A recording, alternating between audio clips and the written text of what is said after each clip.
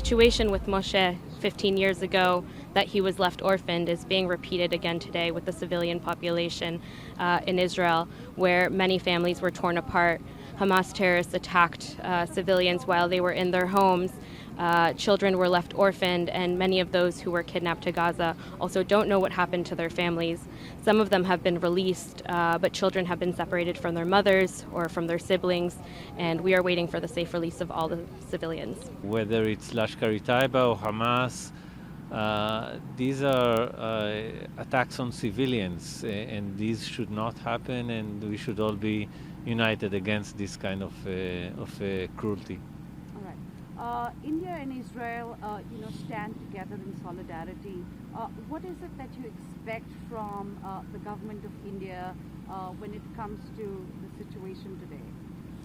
I think I expect from India, like any other nation, to put pressure on, by any means, on Hamas or on parties that have relations with Hamas, like Qatar or Egypt, to bring this issue of the hostages to end as soon as possible. There are still many children there, even a 8-month-old baby.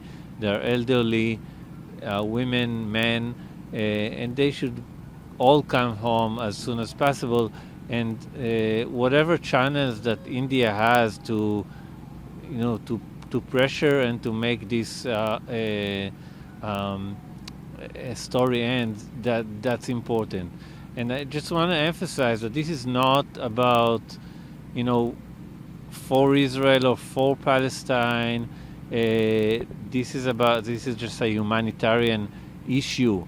There are people there. There are hostages there from many countries. There are Jews and Muslims and Buddhists and Christians, even from some of India's neighbors. There are hostages from Nepal, Thailand. They should all come back home and as soon as possible. We expect Prime Minister Modi, who is a great ally of Prime Minister Netanyahu of Israel, as a world leader of one of the most populous sovereign countries in the world, to use his means and throw his weight on the side of releasing the hostages.